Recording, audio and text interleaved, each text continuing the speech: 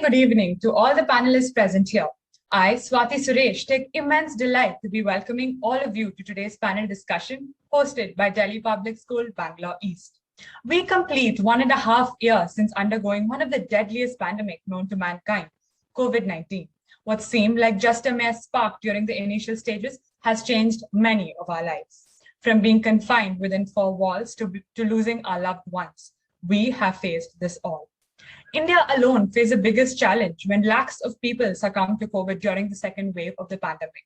But as Desmond Tutu once said, hope is being able to see that there is light despite of all the darkness. And yes, India did not lose hope. Instead, faced her worst situation head on and controlled the outbreak in the most efficient and effective ways. Parts of the nation also saw reopening of certain schools and colleges with government permission, where only limited number of students were asked to attend the offline school, adhering to strict COVID protocols. Dear panelists, today we gather here to discuss about one such announcement the government has made this week, which states that offline school shall be held from grade 9 to 12 in various states. Are students going back to school a boon or a bane? Considering that they are the only non-vaccinated section of the society, but also as students face various difficulties on the online platform. We leave it to the panelists to decide. In the council today, we have four very talented students. Samyukta from grade 12, Akash from grade 11, Abhishek from grade 10, and Shweta from grade 9. Our first speaker, Samyukta, over to hear your stance. Thank you, Swati. The online mode of education has helped us immensely during this time. It has given students the rare experience of working remotely without missing out on the essential learning process. But the question is, how long do we continue in this mode? Various studies and reports have shown that the pandemic is here to stay for quite some time to come. As a result, we need to learn to adapt and start living in the new normal. For this, reopening of schools is absolutely essential to bridge the learning gaps that numerous students face in this online mode of education. Samyukta, I chose to contradict your point by saying that I totally disagree that, sending children to school at such a crucial time, it is not correct because the third wave of COVID has been mostly affecting the minors.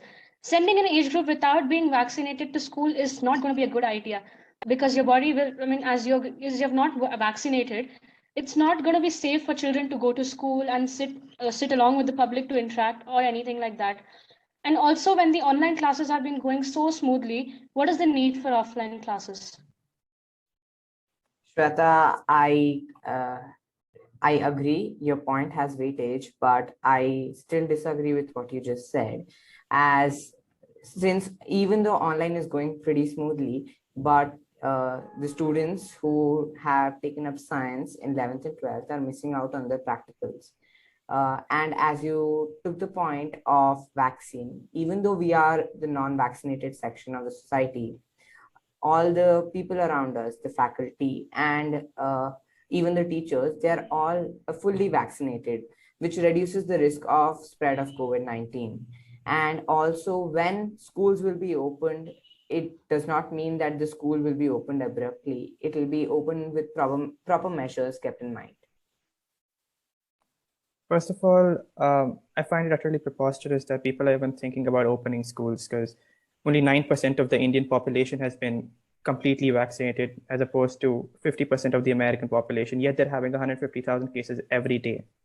Now, if we open schools and even a single kid, I'm talking about kid, which is the unvaccinated, which is a part of the unvaccinated part of the population, if a single kid has contracted the virus, he or she is highly likely to spread the virus to the entire school, right?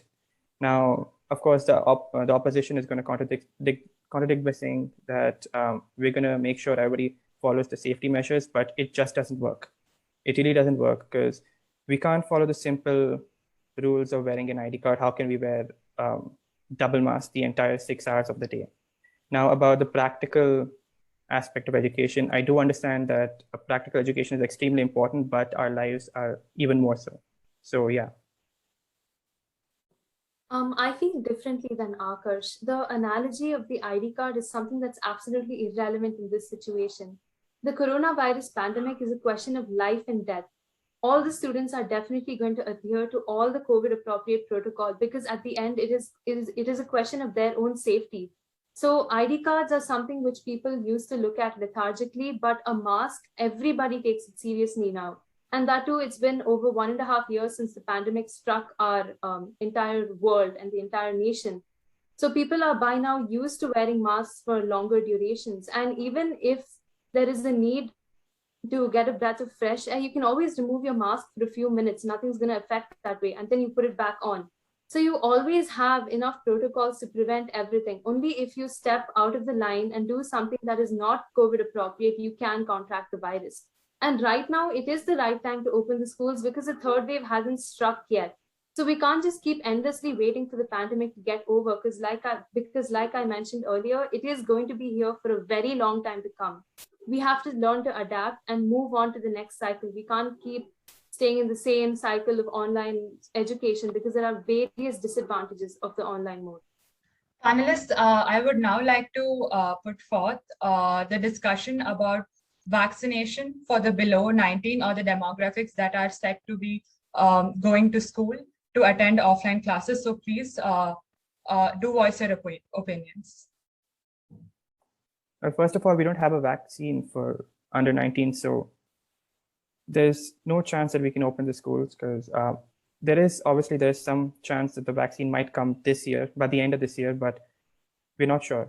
So there's no chance that we can open the schools right now. So after the vaccines come, there might be a chance of a certain section of the population, that is the richer part of the kids, getting vaccinated, so we can open the schools for them.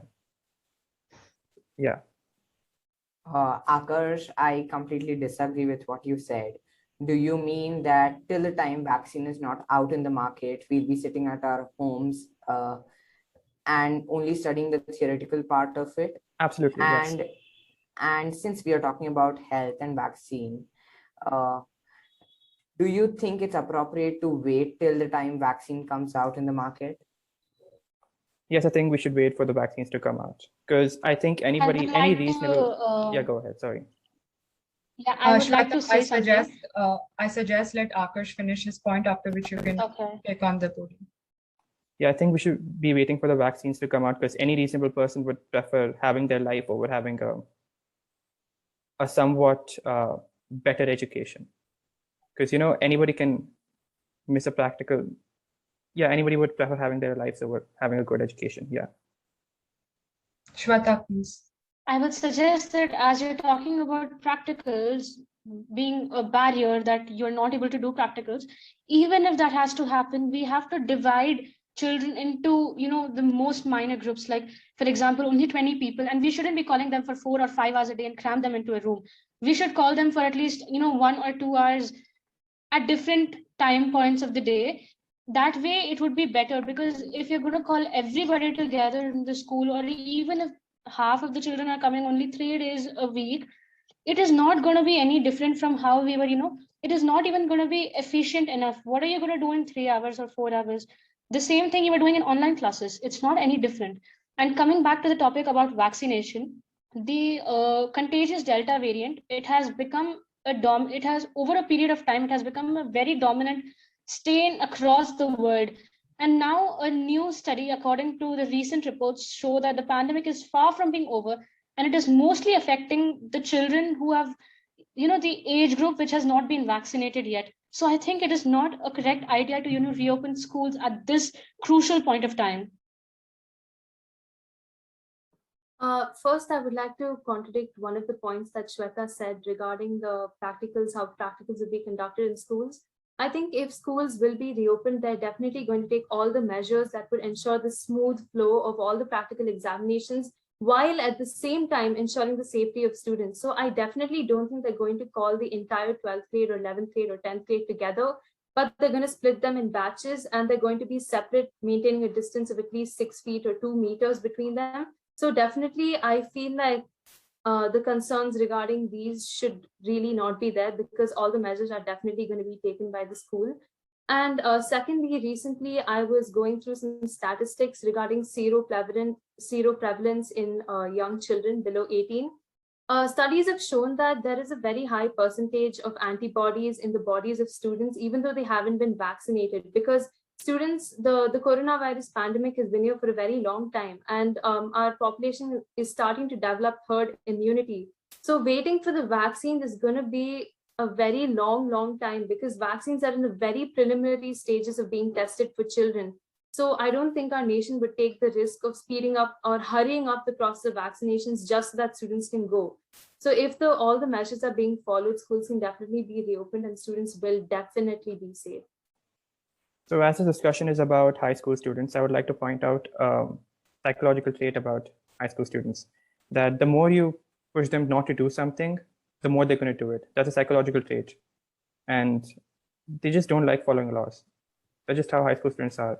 I'm sorry to say, but that's how they are. I completely disagree with your point, Akash, as if you see today, everyone is scared for their lives. Do you think a child would break the rules and risk their lives instead of wearing a mask and staying safe?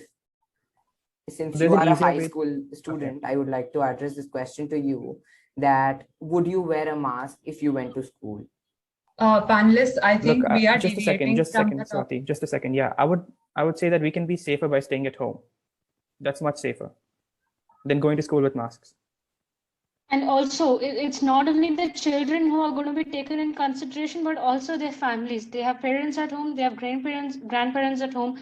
Now the grandparents, they are not going to have a strong immune system. So if it's going to affect the children, it's going to affect their whole family, which is just going to give a spike in the number of COVID cases. It's not safe for them and their family. I would like to highlight here that in the form that the schools have been sending out, there is a very clear question regarding the status of vaccination of all the family members. So a decision will be taken accordingly. As per my experience, I think most of the parents have received at least one dose of vaccination, and senior citizens, a very high percentage of the population has received both doses. They're fully vaccinated. So the decision to reopen schools will only be taken depending upon the situation of vaccination in the family itself, which is why they have included such a crucial question in the questionnaire. First of all, that's only one school which has included that. And second, only 9% of the entire population has been completely vaccinated. Only 9%. Akash, I would also like to add here that yesterday, India reached the highest number of doses administered. It was around 88.3 lakhs, according to statistics. So if we go at this rate, we can definitely vaccinate the entire adult population at least by the end of the year. So I would just like to add that. Yeah, even I agree with you on that, but that basically means that we might end up vaccinating the adult population by the end of the year. So by next month, we're not going to vaccinate all of them, right? We can have the third wave next month. And it's still Right now we're talking about vaccinating the students who are going to school and not adults. So kindly stick to the point, stick to the topic, and do not deviate by going to vaccinating the adult population. So coming back to the topic, what I would like to say is that when the students have not been vaccinated, it gives their body no immunity to fight against the virus. Do you think that the vaccine is to protect it's not to protect your body from the virus, but when the virus attacks your body, it is to fight against it. So when the children have not been vaccinated, they don't have the immunity, or they don't have something which will fight against the virus, which is going to increase a risk in them contacting the virus, or it is going to lower the chances of them fighting against it. Plus, even if they contract the virus, there's a high chance nothing's going to happen to them. But they have family members, they have grandparents, which can get infected. As Okay, Samyak said earlier, I have a question for you all as students. What do you think are the differences in interpersonal skill development when it comes to an online platform and an offline platform? I'm glad this point was brought ahead, since we are all attending online classes right now. This is a big question whether the opportunities for socializations are the same as what they were before. Today, we have lesser friends compared to what we had during offline classes. Nowadays, all we do is interact with our teachers, and interacting with our friends has just been something we haven't been able to be doing. So there's a big question mark when it comes to the development of social skills of children. I completely agree with Abhishek. Interpersonal skill development has seen a very big full stop in the online mode of education. Right now, in a situation of physical school, we used to freely interact with all our peers and we used to develop a greater circle of friends and connections. But right now, we're mostly confined to the close group of friends that we've already made over the past few years. And considering that interpersonal skills is one of the foundation values that each and every individual requires at every stage of their life, interpersonal development is something that has to be addressed, for which schools do need to be reopened. It is not possible, and it's very, very difficult to develop interpersonal skills in an online scenario. Even in the case of online classes, many students don't interact with their teachers, and the teachers never get to know the characteristics of that particular student. So interpersonal skills do need to be developed. And for this, as I said, schools do need to be reopened. I think we can temporarily forego interpersonal skill development for saving our lives or the lives of our loved ones, because that's more important. And we can develop interpersonal skills in, we can bounce back to our previous versions in just a few months. Not going to take much time. I partly agree with Samyukta. She says that we have lost a lot of friends, or we only have a close circle of friends that we have already made. But yes, this time we have also seen a reduction in bullying. A lot of people, when we were in class, or when the students were in class, students would come to bully them, and there were a lot of cases that we saw. But nowadays, nobody comes to bully them ahead, because in front of the teacher, they want to prove themselves. They don't want to be the bad students, so they're trying to improve themselves through this medium. They don't want to bully anyone. They want to improve their character. So that is also a development of a skill, right?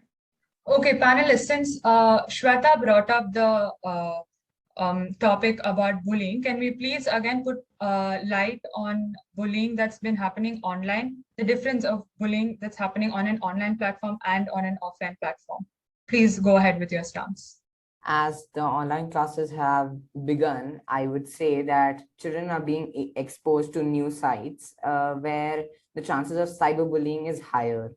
And hence, I highly believe that the cases of bullying have increased rather than decreasing. And since we were talking about the development in social skills of children, I would also like to add that social skills are something we need all throughout our life, and there's no time in our life when we can survive without it.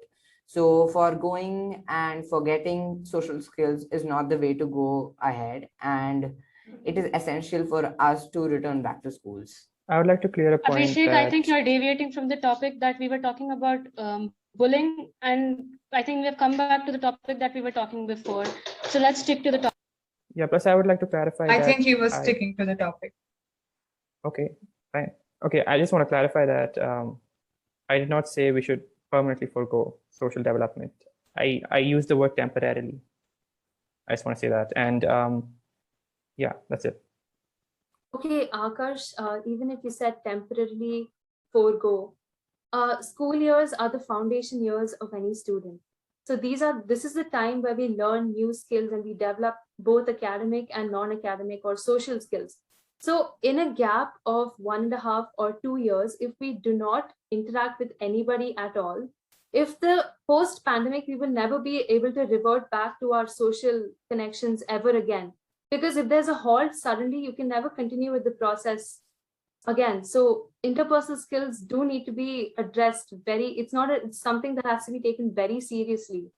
Yeah, okay, you've got your family, you've got your friends around you, living close to you. You can talk to them. And I would like to talk about Abhishek's cyberbullying stuff. So what he said was the cases of cyberbullying has gone up. I agree with that, but you can easily avoid that by just deleting your account on whatever you are. It's pretty easy. I think it's important for you yourself to be safe to avoid cyberbullying. You shouldn't be posting things that you don't want other people to know or bully you against with it. Absolutely, yeah. But to do that, one must be educated about cyberbullying. And I since we all go to such a school where we are taught about what cyberbullying is, there are many children who do not have the awareness about what cyberbullying is. Such a child, when undergoes cyberbullying, goes through a traumatic experience which he wishes he never would have done. So what about that? Before we proceed with this, I would just like to say, Shweta, you're blaming the victim. We never blame victims in cyberbullying. You blame the bully. It's not the cyberbully. It's not the victim's fault that he got cyberbullied. Okay. But it is the victim's So- fault that that person just randomly posted Yes. something he Yeah, or she they shouldn't be were- posting, right? You Exactly. can be understand. stupid I and be a completely victim at the agree same that time. you shouldn't post something offensive that can potentially hurt another person's feelings. But at the same time, you shouldn't be overly concerned or overly controlled on what you put, right? You can feel free to express your thoughts in a way that it doesn't affect anybody else. And so that doesn't mean that you just have to completely restrict everything just because of the fear of being bullied. That's absolutely preposterous. No, look, I'm not saying that you should be completely controlled by the society. You should sort of be controlled by the society, and everybody agrees on that. Because if you're not controlled by the society, then you're just going to be running around naked or something like that, right? Yeah. So there should be some sort of well, you can go ahead and post whatever you want to do. You can post whatever you want to post, but there should be some sort of regulation on that. Akash, every word you say, I would say, can be turned against you. So being so conscious about what you're posting on a social networking site, I think that would affect the mind of a child adversely and will keep his mind preoccupied, which will remove his focus and concentration from what he should be doing at that time. Okay, panelists, since we've discussed so far, we have discussed about the vaccination process, the interpersonal skill development, and the cyberbullying aspects of the topic. Can we please also discuss about what COVID measures should be taken while offline schools start, or how far will these COVID measures be effective when offline schools begin? They're not going to be effective at all. Whatever we do, it's not going to be effective. That's a fact. Just take it as a fact. Yeah, I completely disagree with what you just said, Akash.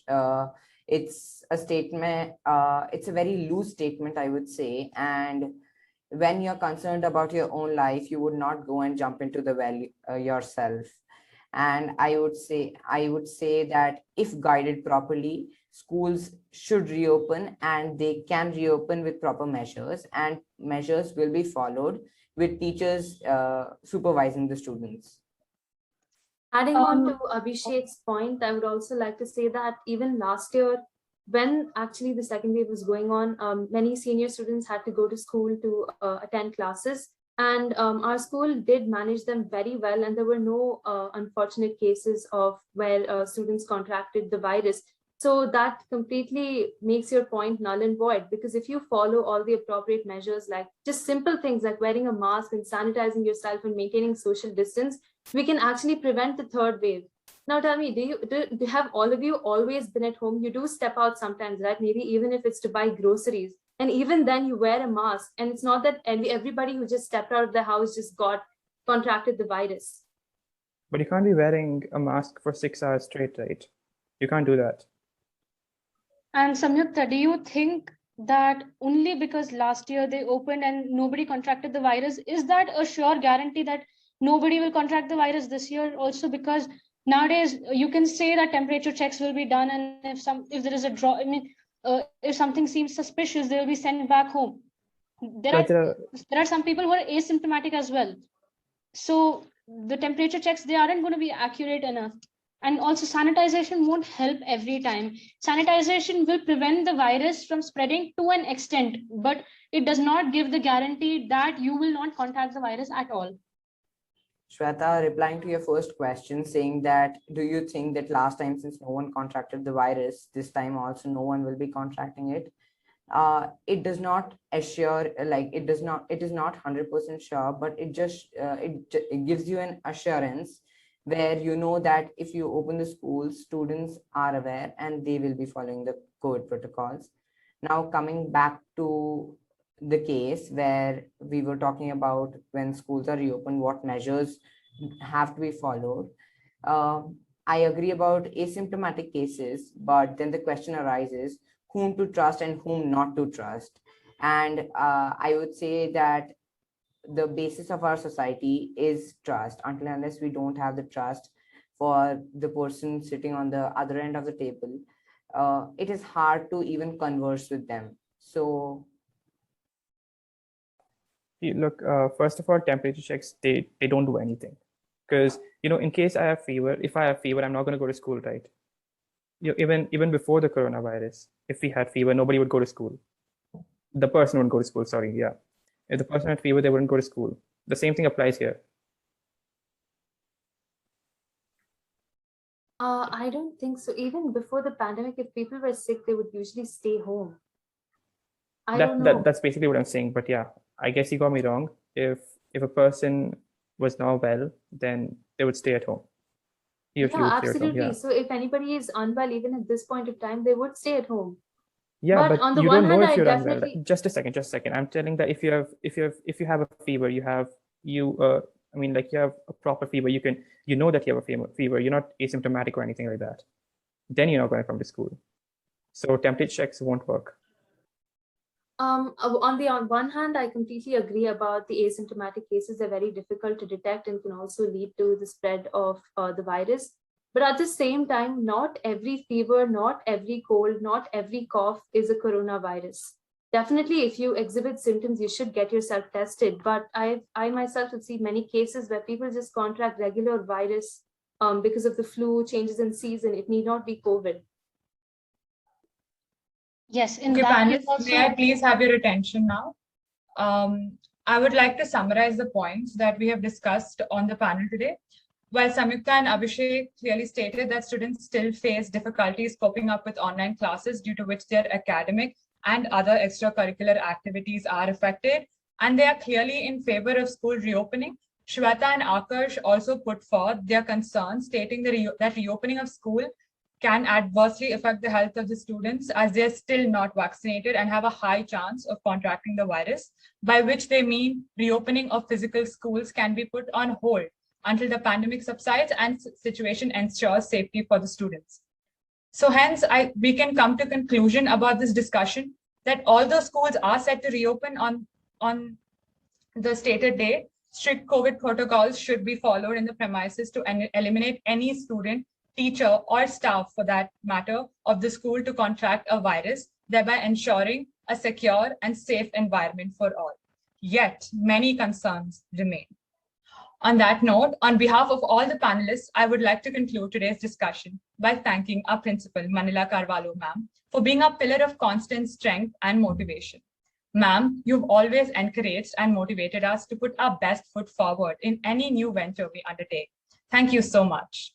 Our sincere gratitude to our Vice Principal, Preeti ma'am, for providing us with such amazing opportunities, even on an online platform, where we get to showcase the best in us. Ma'am, your vision, enthusiasm, and determination truly inspires us. On this occasion, I would also like to thank our teachers, Rupinder ma'am and Anuradha ma'am, whose support and guidance fuel this event to the pinnacle of success. Lastly, thank you so much, panelists, for representing our student body and voicing out your concerns and outlook on this particular topic. Thank you once again to everyone who provided us with an opportunity where we as students could put forth our opinions. Wishing all of you a great day ahead. Thank you.